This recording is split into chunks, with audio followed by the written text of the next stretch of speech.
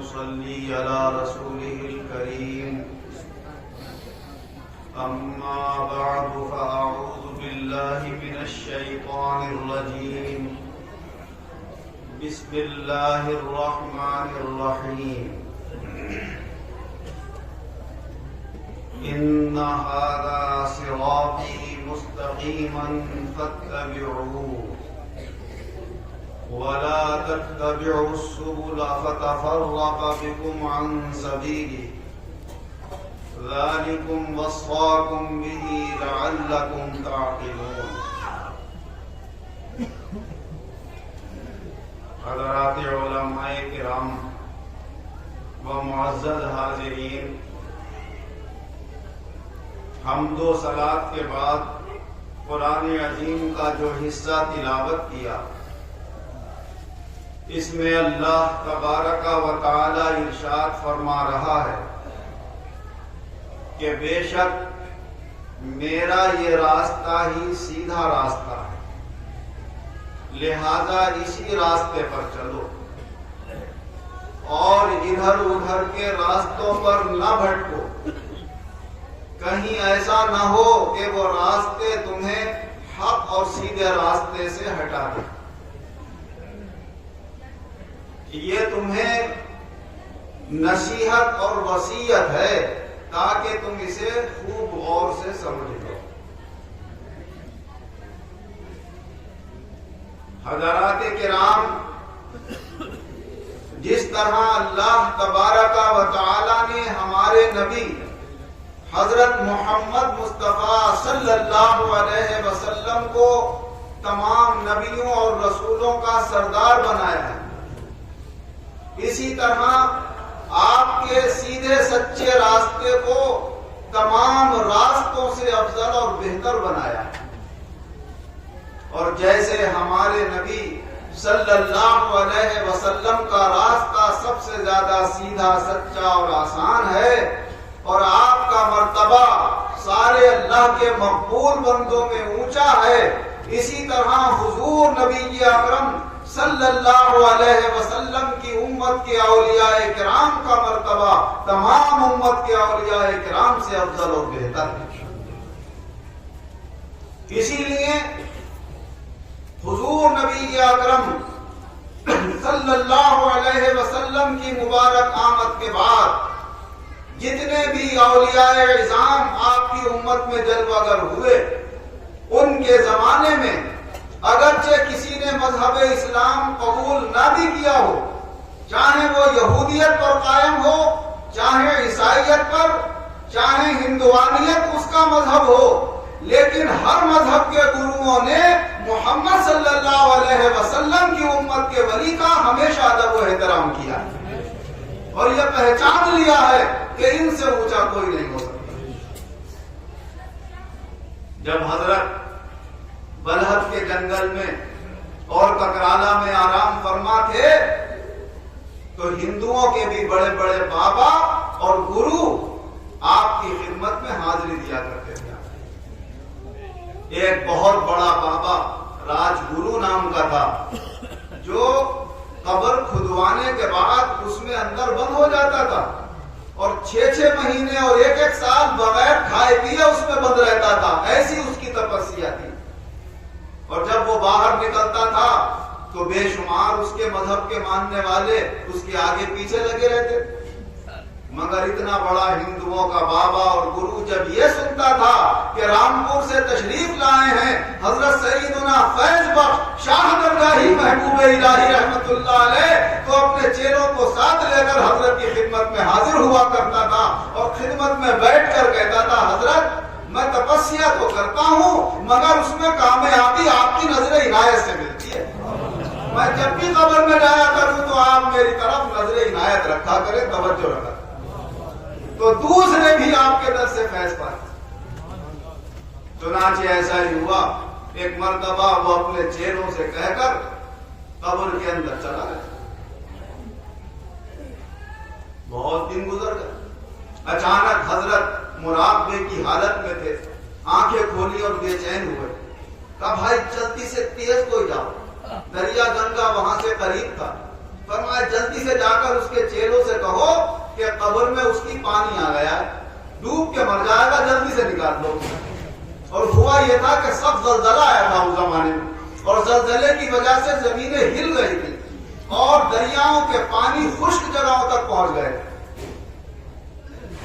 وہ شخص حضرت کے خادموں میں سے کوئی خادم تیز رفتار دوڑتے ہوئے وہاں گئے اور کئی کلومیٹر کا سفر طے کر کے جب وہاں پہنچے تو اس کے چیلوں سے کہا کہ حضرت سیدنا فیض بخش شاہ درگاہی محبوب الہی رحمت اللہ علیہ نے ہمیں بھیجا ہے اور یہ کہلوایا ہے تمہارے گرو کی قبر میں پانی آ گیا ہے، بس تھوڑا سا رہ گیا ہے، ڈوبنے سے اسے نکال لو، اگر نہیں نکالو تو مر جائے۔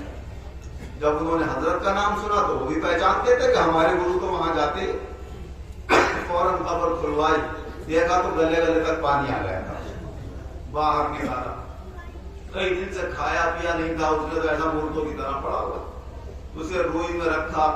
دن دو دن کہیں جا کے اسے ہوش آئے اور سانس وانس آئی تو اس نے اپنے چیلوں سے کہا کہ بھائی تم نے ابھی کیوں نکال لیا، ابھی تو کافی دن باقی تھے قبر کے اندر رہنے میں۔ کہا ایسے ایسے شاہ درگاہی صاحب نے کہلا کر بھیجا تھا کہ اسے اچھا انہوں نے کہلا کے بھیجا تھا تو ضرور کوئی بات ہوگی۔ کہا صاحب آپ کے یہاں تک پانی آ گیا تھا، ڈوبنے والے تھے۔ تو پھر وہ اپنے چیلوں کو لے کر آیا اور حضرت کا بڑا شکر ادا کیا اور آپ کے مبارک قدموں میں بہت دیر تک بیٹھا رہا۔ تو بڑے بڑے گرو آتے، وہیں ککرالا کے برابر ایک جگہ تھی جسے راج گڑھ کہتے، وہاں بھی ایک ہندو بابا تھا اور وہ بھی بڑی تپسیاں کرتا تھا۔ اپنے نفس کو مارنے کے لیے سخت سردیوں میں تو پانی میں پاؤں ڈال کے بیٹھ جاتا تھا، ٹھنڈے ٹھنڈے پانی میں، کہ جتنی تکلیف پہنچاؤں گا اتنا ہی نفس کمزور مارے۔ اور جب سب گرمی ہوتی تھی تو آگ روشن کر کے اس کے پاس تیز آگ کی آنچ میں اور لپٹ میں بیٹھا رہتا تھا اور اس کے چیلے وغیرہ ناچتے تھے، گاتے تھے، ڈھول بجاتے تھے اور اس مستی میں زندگی گزار رہا۔ ایک مرتبہ اسی طرح بلحد کے جنگل میں کسی کنارے پر وہ آگ روشن کیے ہوئے اپنے چیلوں کو لیے ہوئے بیٹھا تھا، تیز آگ جل رہی تھی، ناچ گانے ہو رہے تھے، بانسریاں بج رہی تھی۔ اتفاق سے حضرت فیض بخش شاہ درگاہی رحمت اللہ علیہ کا ادھر سے گزر ہوا۔ آپ نے دیکھا بڑی تیز آگ جل رہی ہے اور یہ اپنے چیلوں کے ساتھ بیٹھا ہوا ہے۔ حضرت اس کے قریب گئے اور آنکھیں بند کی، پھر سر اٹھایا اور سب کی طرف نظر ڈالی اور آگے بڑھ کے لیٹ گئے اور اپنا سر آگ کے اندر رکھ دیا۔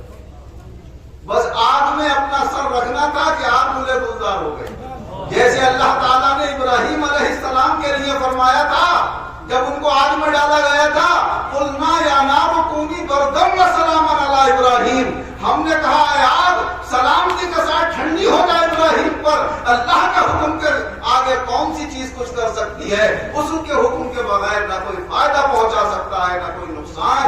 ابراہیم علیہ السلام اتنی بڑی آگ میں گلے گلزار محسوس کر رہے تھے اور اس آگ نے ایک بال بھی آپ کا نہیں جلایا تھا۔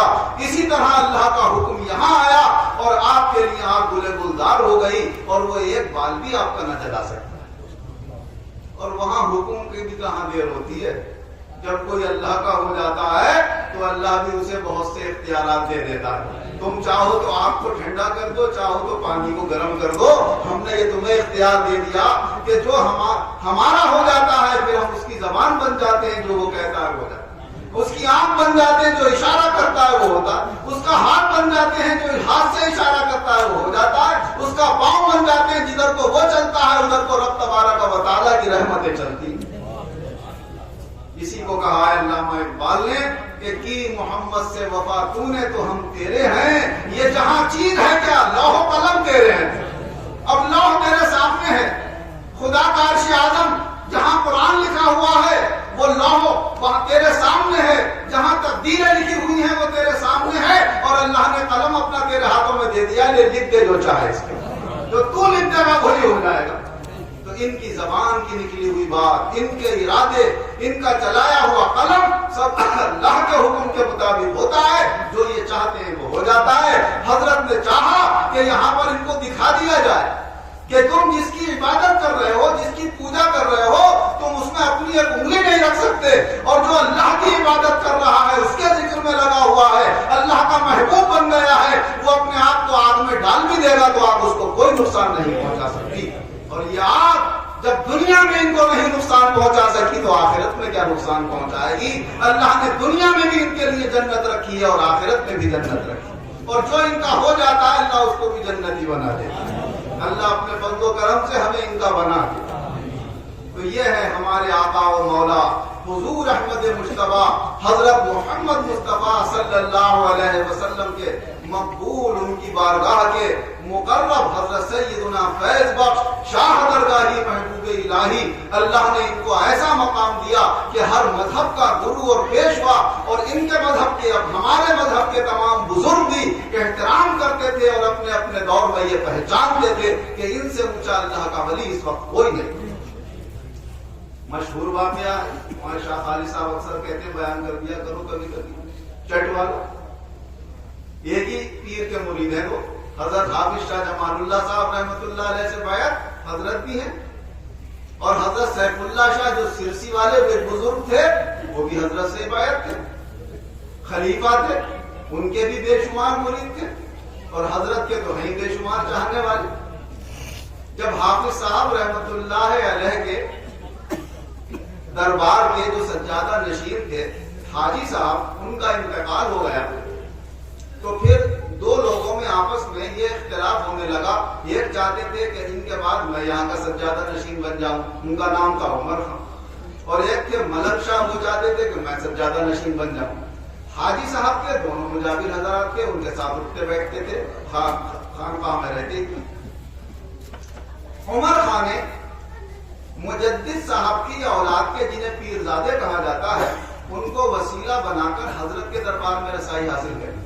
اصل مالک تو یہ تھے، وہاں سجادے تو یہ تھے، اور کہا حضرت ہم یہ چاہتے ہیں کہ عمر خان کو آپ وہاں کا سجادہ مقرر کر دیں۔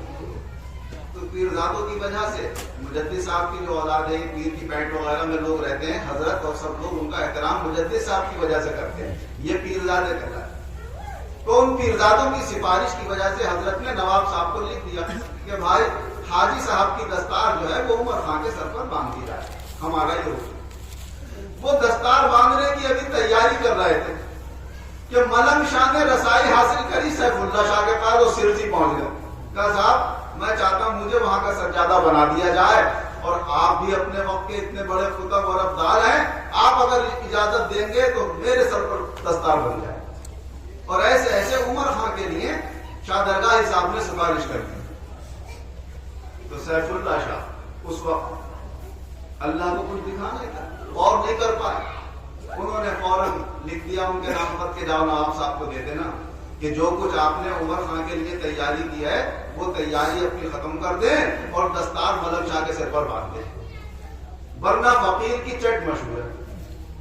چٹ کا مطلب تھا کہ اگر کسی گاؤں کی طرف وہ حضور ایک بار اشارہ کر کے کہہ دیا کرتے تھے کہ میں نے پورے گاؤں کو چٹ کر لیا، تو سب کے سب مر جاتے تھے، کوئی نہیں بچتا۔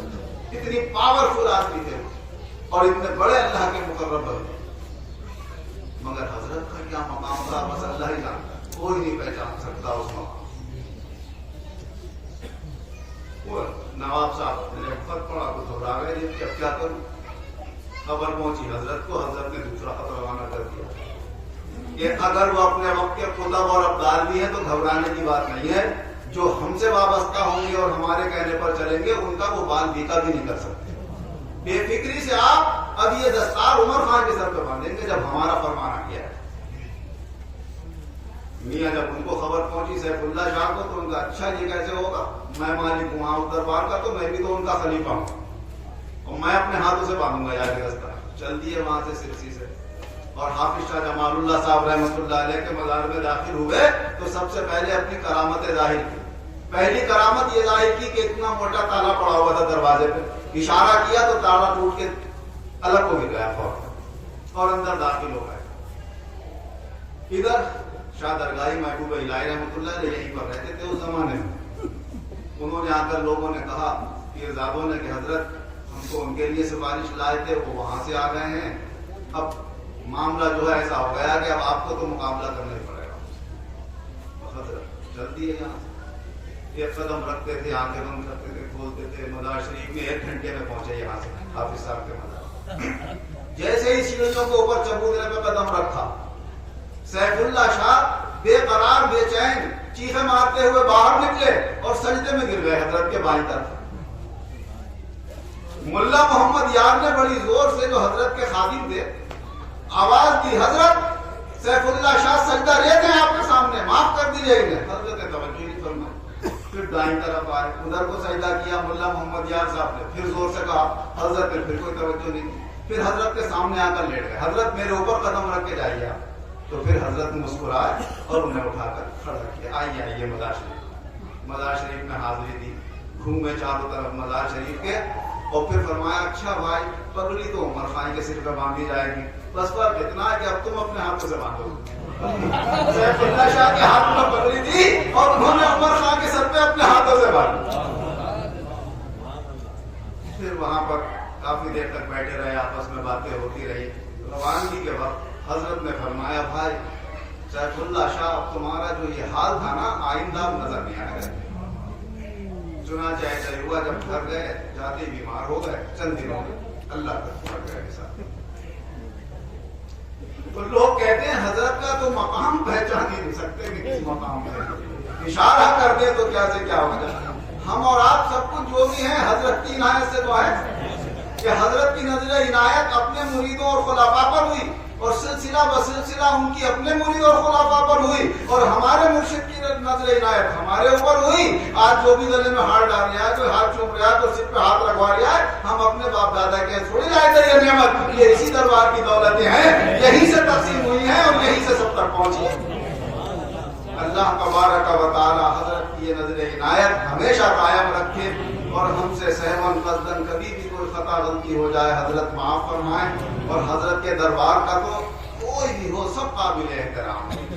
کوئی کچھ بھی کہتا ہے، ہم کہتے ہیں جو اس دربار میں خدمت کر رہا ہے کسی بھی طرح دامے برامے سخنے، کوئی یہاں امامت کر رہا ہے، کوئی خادم ہے، کوئی سجادہ ہے، سب کا احترام کرنا چاہیے اور اپنی زبان سے کوئی غلط بات کبھی نہیں کہنا چاہیے. ان کی بات اگر کوئی کم زیادہ آپ کو پہنچ بھی جائے تو یہ جاننے کہ ان کا حق ہے، وہ کہہ سکتے ہیں ہمیں، لیکن ہمیں حق نہیں ہے کہ ہم ان کی شان میں کوئی گستاخی کریں.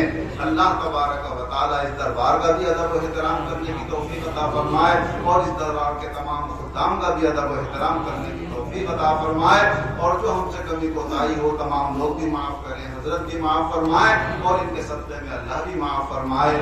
آمین. وآخر دعوانا ان الحمد للہ.